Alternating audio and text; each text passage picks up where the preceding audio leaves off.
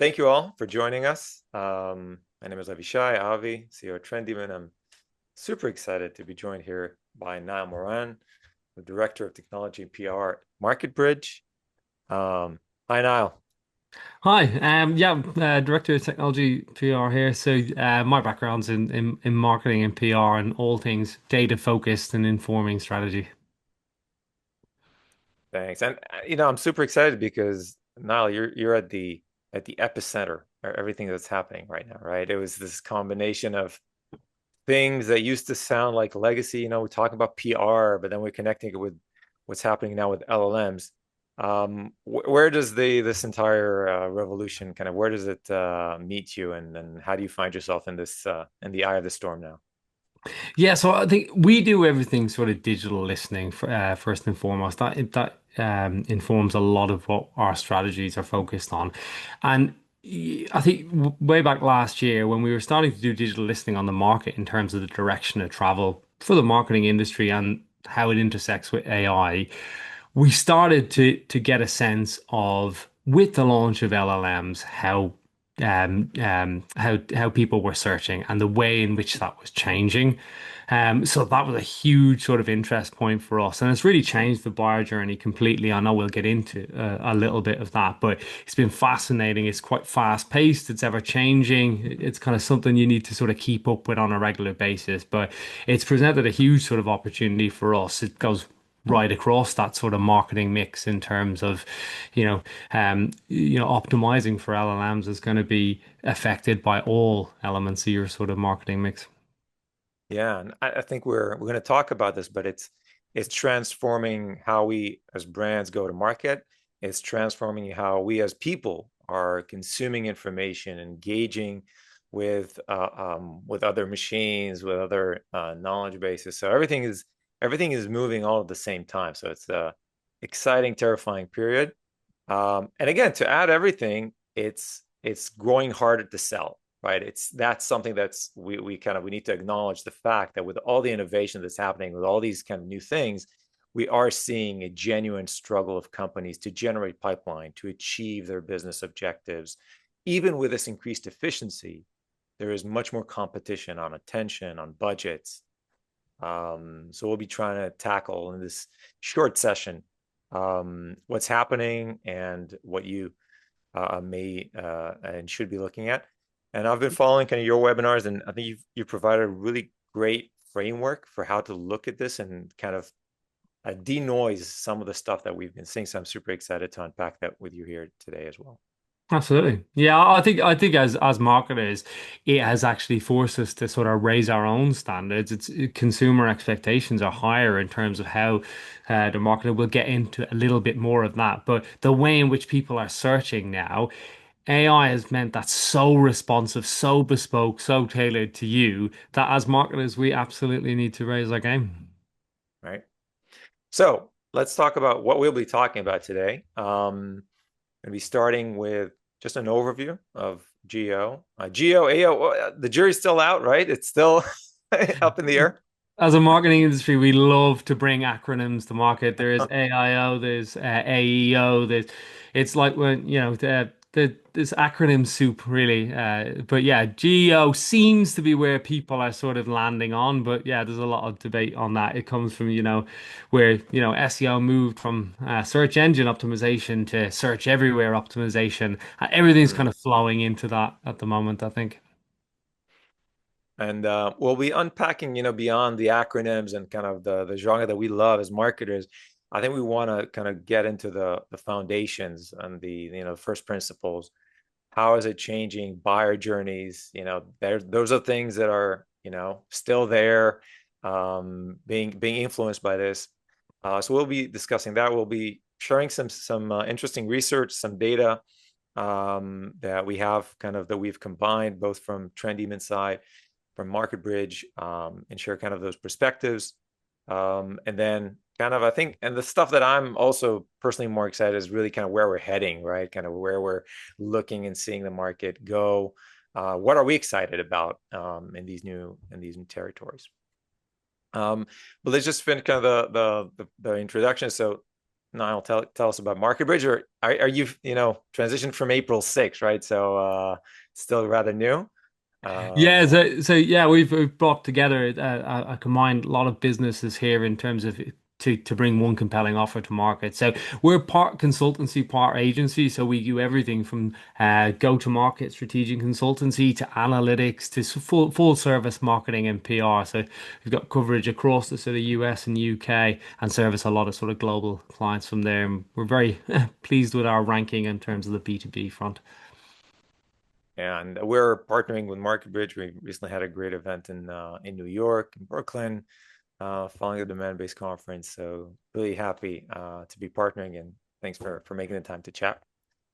Sure. Um, just very quickly about Trendyman, B2B website experience optimization, specifically designed to help companies transform convoluted, messed up, noisy buyer journeys into these aligned experiences. And we're going to be talking about how that also is going to evolve. What's the role of the website? We talk about this webinar. What are we going to talk about? How to adapt your website, your go-to-market strategy to this new age, to LLM primed buying groups, which is a lot to unpack there. What is an LLM primed buying group? So we're going to talk about that from a stack perspective. We're consolidating, but that's all the spiel and pitch you'll get from my side. All right, let's dive in head first now. Excellent. Okay, so why should you care? Why are we here today? I suppose the big thing is realistically, if you think about it at the very top level, the game has changed in terms of trying to communicate with your audience on the basis of where they are searching, where they're getting their information has changed. So the way people are finding information has massively changed in the last sort of 12 to 18 months, realistically. Forrester, I think it's a key sort of stat there in terms of 89% of B2B buyers are now using Gen AI. Obviously, it's not specific to B2B buyers, but that's an interesting stat in terms of the sheer volume of people using Gen AI platforms to inform their buying decision. What does that actually mean in practice? When people are engaging to buy any product now, very often what they're doing is searching on LLM platforms to find out a little bit about initially about your business, a little bit about your competitors, a little bit about even potentially your pricing, how it compares to other offerings. So they're coming and doing that education online in a way that was not possible with traditional search engines where you had to do quite a lot of research yourself. The search engines spat back lists of links for you to go off and go each down your own avenue of research. These LLMs are feeding this back to you in quite an intuitive way that gives you a good sense of all this and cuts through a lot of the noise. You see a variety of these platforms come to market. A lot of the main ones now are included there in terms of ChatGPT, Copilot, Perplexity, Claude, Gemini. They're kind of leading the share of the market, but there are many others out there as well. And there's cross-model sharing on some of these as well. But that has changed massively. And so our concern now is have we lost some of that ability to control the buyer journey? No, that's what we'll focus on today in terms of generative engine optimization. Right, because you're putting, we talk about discovery, right? How are they aware of your brand? But right now, they're being discovered and educated at the same time, which is something new. It hasn't been before, right? You would discover, you would have to understand, you had to educate yourself. Now, the opportunity and the challenge is that you're being presented with this more structured knowledge, education, kind of you're coming in with much more understanding into the buyer journey than was previous, right? Yeah, and in the same way that the Google index for the things that were searched most, these LLM platforms are anticipating what buyers want to know, anticipating what they want to search in an intuitive manner. And so they're taking buyers all the way through to a certain stage of the funnel. And so by the time they land on your website, and that's what we're kind of focused on today, they are much further down that funnel, and you need to give them something different. Perfect. Let's talk a little bit about the inner workings. How does that actually work? Just from a tech perspective, so we have an understanding of what's working. Then we can maybe understand how to influence it to some degree. Yeah, of course. Yeah, I think like that's the key thing realistically. And what I'm saying, throughout any conversations I'm having at the moment is this is an ever-changing game in terms of how they're pulling information. But this will give you your bearings in terms of how generally information comes, and then you can start to understand how to optimize for it. So when these LLMs came to market and launched on the platforms themselves, they all came with a training data set. So that was the product of historical information that existed on the internet. And that was part of their initial training data set. So they had initial Mm. knowledge that was in the platform so that if you asked it the question without being connected to the internet, it would have that knowledge base from the very start.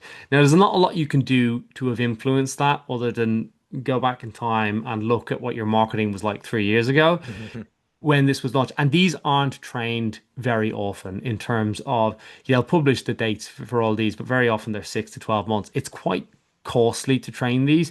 So what they've done to get around that and make sure it's contextually up to date is include grounding data. And grounding data can come from a number of ways, whether it's pulling live from websites, whether it's pulling live from the internet through the form of news articles, blogs, forums, anything that's on the internet, basically. And that used to iterate weeks at a time. Now with the new models, GPT-5, they all have real-time internet access. So Mhm. realistically, you're pulling that information and you can see things cited and increase your visibility that very same day that you're taking to market. And that's what's interesting in terms of kind of that sort of ranking system. So we're transitioning from a point where, remember, LLMs were like frozen in time, right? They told you, look, this was the last time, you can ask us about this, to something that you can actually use day to day that's contextual. But that also puts now the emphasis on, is your content now up to date? Because if not, it's going to be pulled um, in those live conversations. It's not going to be relevant for those live conversations.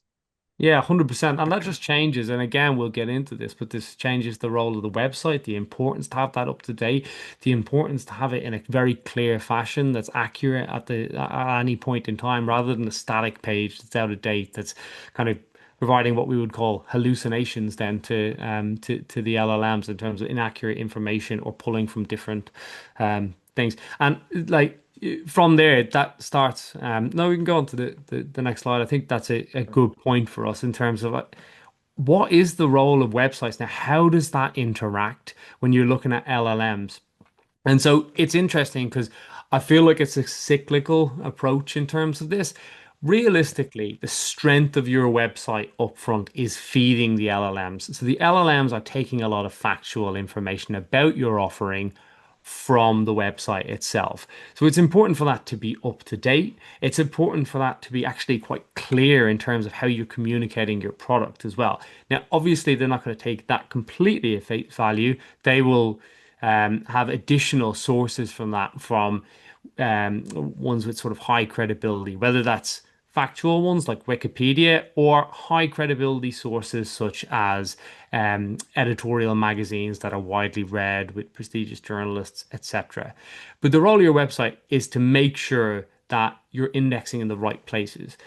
To go to a specific example, if you have up to date information about your business, that you have 500 staff, if that's out of date and you say you have 250 staff and people are searching for a mid-size agency, that might you might completely drop out of that in terms of their search, just on the basis of how accurate your information is on your website.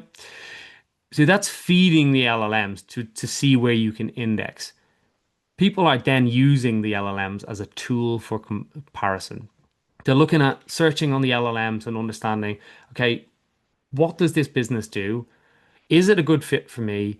How does it compare, whether it's pricing, whether it's unique selling point, and then coming back to your website with increased expectations of what it expects. It's way further down the funnel because it knows about your brand, it knows about your competitor set, it knows about potentially your pricing, and it has also come from a tool that was anticipating its needs, was interactive, was talking back and forth with it, gave it the information that it wanted, and it was bespoke.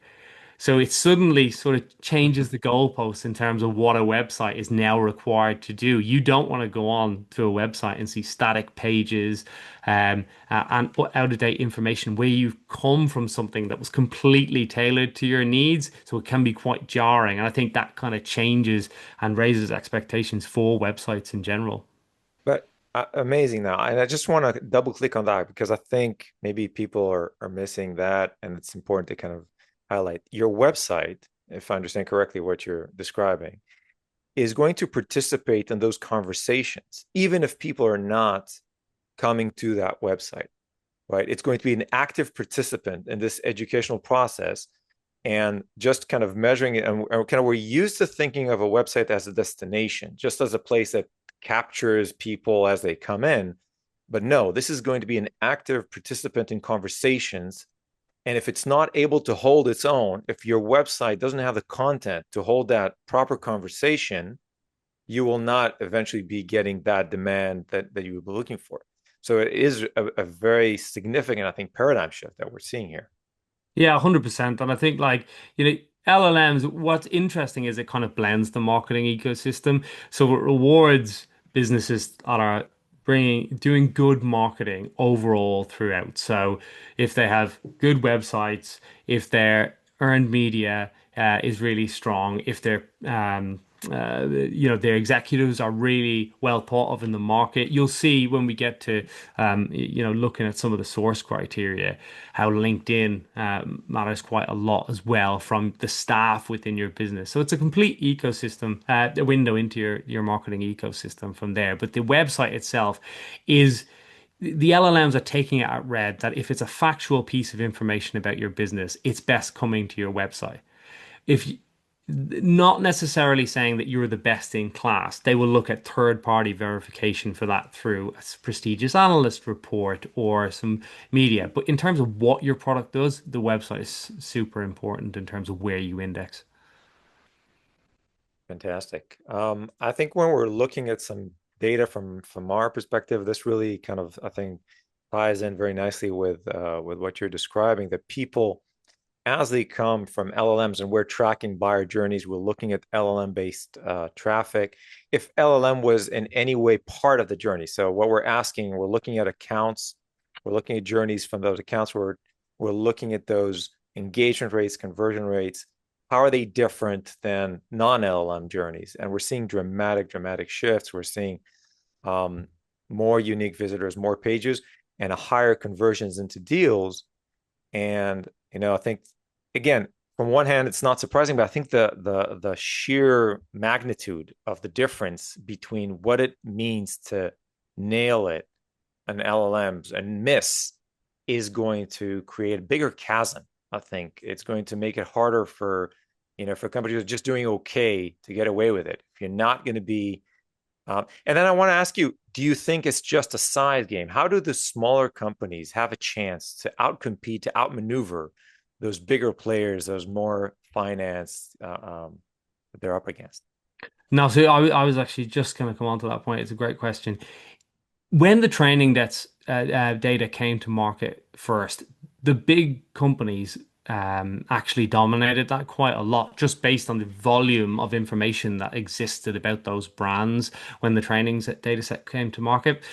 However, with this, challenger brands have a huge opportunity, and the research is backing that up in terms of challenger brands putting good content to market and coming top of the search rankings for that by having an effectively optimized program. And we're seeing that again and again across multiple industries. And I think that's the key thing here. Like that's what we're explaining to clients at the moment. You can read an initial article about how to optimize for generative engines, but this does change by industry as well. So being on top of the analytics to have something bespoke, I think is quite key. But back to your point, I think challenger brands have a big opportunity here to be top of the visibility index. Yeah, I think that another angle that we're seeing is again specialization. So and I think we're going to talk a lot about this word context, right? I think this is going to be dominating the conversation in the next few years is going to be about context. So it's not just about solution A versus solution B. It is whether solution A for me, for my certain my criteria, my certain attributes, is this the best fit? And the more you can fit into those micro niches and be relevant and contextual, I'm guessing you would have a fighting chance because the LLM would want to provide the best answer, right? Out of all the information that they have. So, assuming it is the best analyst out there, it would want to give, the best solution or the best recommendation, which is contextual, right? Which is for that specific person who is asking it, understanding everything, And and all the and that background. that comes back to the content again, which is on your website and through your wider marketing channels in terms of contextualizing your service offering, in terms of the different people that you help or the impact of your products, and trying to paint that picture. So again, you're trying to have as much information about where you should index, what problem you solve, and who for, and how you contextualize your market position relative to your competitors as well has been really key to say we're really good at this. This business is better at this. And this is something as marketers we've sometimes shied away from in terms of contextualizing our own market position. But it is rewarding people who double down on what their unique selling point is to that matter. So I think from a marketing perspective, you'll get almost more extreme marketing campaigns that sort of laser in on that sort of one unique selling point that sort of buckets you into to one thing that helps people. Yep, perfect. All right. Um, this is a little bit of statistics, right, on the different engines that we have. Yeah, so I think the point with this is, and as one I started to allude to earlier a little bit, is in terms of when you start to optimize for this, I think the big thing is to recognize the diversity of Mm, citation criteria across each of the different platforms. And I think right. to analyze, and there's more data coming to market now about what types of demographics are using each platform, and that will be in your targeting strategy. But you can see the diversity here about, Mm, and that starts to give you a sense of the prioritization of what your marketing mix should look like to optimize for this. But again, this is non-specific to a particular industry. This is across all industries. So 4.5 million responses across all different searches. mm, Whereas if you were to do this again specific to financial services or cybersecurity or whatever other industry, this would change again. So having that specific info that's relevant for your market, I think, is a good first step. mhm. Perfect. Yeah, I think this also we're going to talk about your 10 steps to success, but just before that, I just want to maybe point to the fact that we've been witnessing, we've been in this for enough years to see this transition of GTM, B2B GTM going from sales led, I think now completing a full transition to buyer led. I think buyers are undoubtedly now in full control of their journey, and expectations of kind of what they want from a proper journey, from a proper experience. I think it hasn't been more dramatic to see than it is right now, right? Yeah, sure. And I think like that's the focus of those analytics in terms of it's a double-edged sword, really. This has changed, so we feel like we've less control sometimes, but then it's quite telling in terms of the data, in terms of what the buyers want to see, the platforms that they want to consume, the Yep. content that they want, and a lot of analytics now to give you those sort of signals in terms of what they're looking for. Now let's talk about the framework. This is especially something that I really love that you shared, and take us through this. See, again, with the caveat that everything is slightly different and you will get that prioritization by being specific in terms of your industry. First, though, when you're starting from scratch, you need to get a sense of how visible you are on those platforms in terms of your brand, what it knows about your brand from the start. Does it actually understand what you do, first off? And then how visible are you next to your competitors? And is it accurate in terms of the brand's understanding from there? And there are many platforms to do that with, PKI, Profound, Athena HQ, just to name a few. There's some of the big analytics tools that we're using as part of our wider sort of tech stack that give you a good sense of where that is. Then you'll get a good sense of, okay, well, the general advice is to make my marketing as effective as possible, and then I'll be rewarded. But you can't obviously do everything. So building a target list of authoritative sources. In practice, what does this mean? You'll end up from doing this analysis up front, giving a good sense of, okay, the magazines that cite really well with these LLMs specifically, so that tees up your PR strategy, the types of discussions that are indexing heavily as well. Then you're into to optimizing your own site. And what I'll just say on this, and we'll get into more specifics about what's required here. But making sure your site is at least crawlable for these, and that there's some metric, whether it's LLM text files, robot text files, to make sure that these LLMs can condense all the information on your site. Expanding your digital footprint, I think, is key as well in terms of trying to say the same thing on multiple platforms. You're really rewarded well for that. UGC platforms, because of the way the LLMs are generally quite skeptical, they're looking for proof points where large Mm. audiences are discussing your brands. Yeah, that has The tempered Reddits, right? slightly. The Yeah, G2s. it's tempered slightly in the last Mm. couple of weeks with the change in the Google algorithm. So Yeah. Reddit has come down slightly, but generally user-generated platforms are still high. Um, Video content is hugely important, as it is as part of your marketing mix anyway. But having video content where your execs are discussing your thought leadership is key. AI friendly content, having a general sense of, do I need to include tables? Do I need to include comparisons, listicles, things like that that are ranking highly? And then spot gaps and opportunity. Understand where the citations are really packed already in terms of people that have really strong research or perspective on a topic, and where there's less, there's more opportunities for you to go into the debate from there. Branded search demand, just because of people discussing anything to do with your brand. So if you have a piece of research out there at the moment, that's ranking very highly if people are relating to that. And then again, to come full circle, managing AI hallucinations, making sure there's accurate information about your brand out there and not out of date things, updating index pages and Wikipedia pages to make sure that's accurate from there. Yeah, I think, it said it's a double-edged sword. So the amount of information that you can find or that can be found about you, you can find about your competitors, you can find their soft spot, you can find kind of where you need to be kind of pressing harder, right? Now that you have this access to how they're being portrayed, I think, which is now allowing you to create a much deeper research and understanding of where are my competitive opportunities. So it's going to be more about speed than just sheer firepower, right? Absolutely. All right. So last part, I know we're just at time, but want to spend a few minutes talking about where do we feel like we're heading. Um, so Yeah, so I talked a little bit about this in terms of you can dive into the optimization, but when we get back to the website, having a full understanding of what your product does and understanding your competitor set, what are the requirements now? I think personalization is key for a website now. GPTs are going back and forth with you in terms of tailored responses.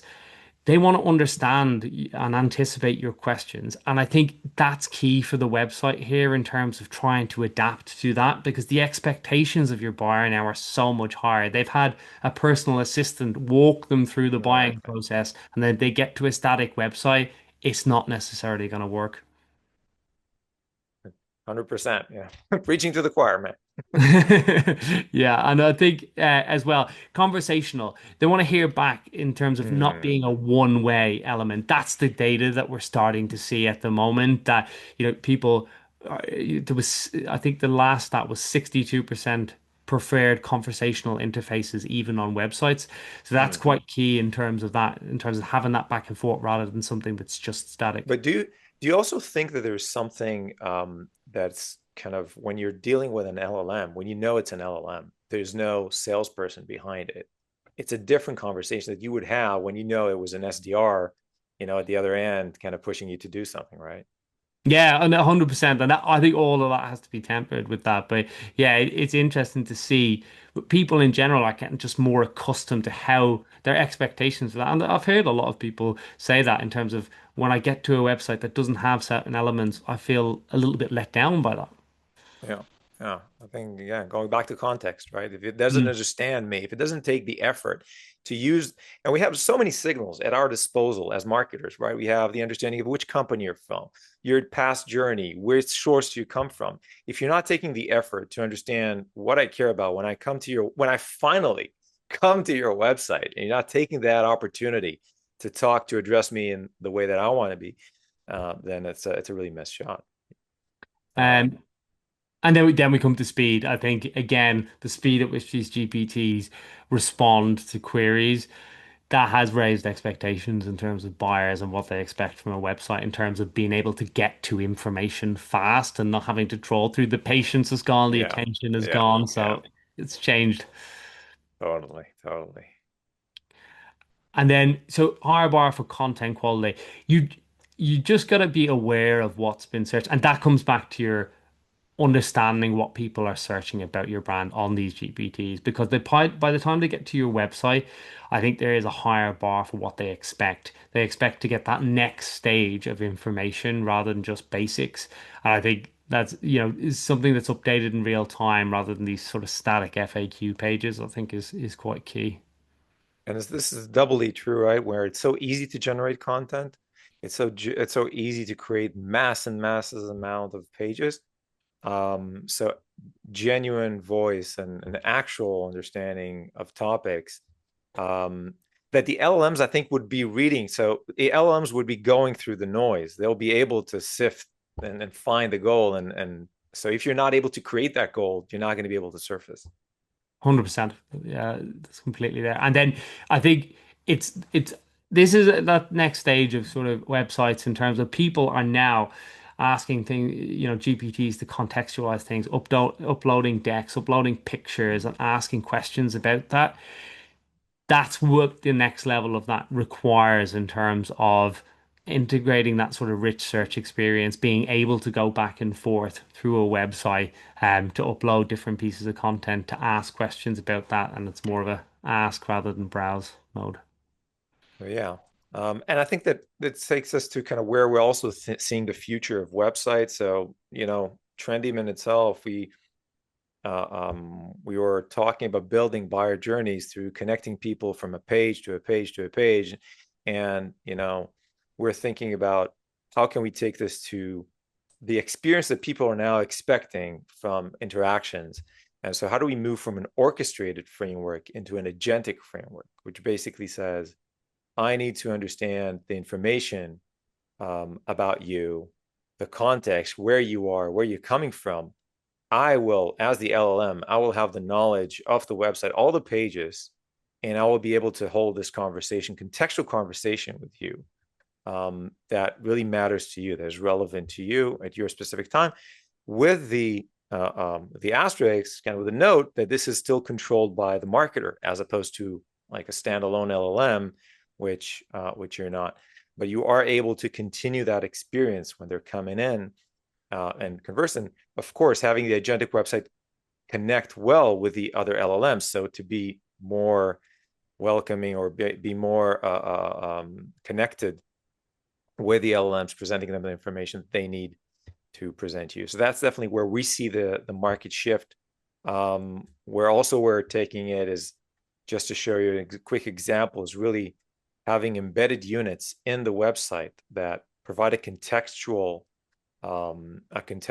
summary of that page, but also allow you to ask different questions on that page and on that company to really make sure that you again continuing that full LLM experience. Yeah, it's a huge change. There's a lot of opportunities there in terms of like, what you can do. The game is definitely raised in terms of it's quite fast paced. We need to keep up to date with the opportunity here, but I think it's really exciting on the flip side in terms of all the different levers you can now pull, to get your message across to potential clients. And you couldn't, I mean, when we're talking about what you could take away, so Market Bridge are generous to offer a competitive analysis um, for if you're looking to understand really your positioning versus your top competitors. So do take them up on their offer. Top of the notch experts on the matter. So definitely reach out. Now, could they reach out to connect with you directly? Is there any specific way you wanted to connect? Yeah, no, reach out to me via the website, or we have an inbound on there, or you can come directly to me on LinkedIn. I've shared quite a lot of these sort of insights on there, so connect with me and we can have a discussion from there. Perfect. Yeah, and of course we have an LLM tracker offering. So if you're interested in understanding how LLM audiences are coming to your site, what they're doing, this could be a great addition to this analysis by MarketBridge. So either way, reach out to either of us or MarketBridge, and we'll be happy to jump on a call. Um, and I don't know if we have. I know we're really at time, but Maytalia, do we have some questions that we want to take?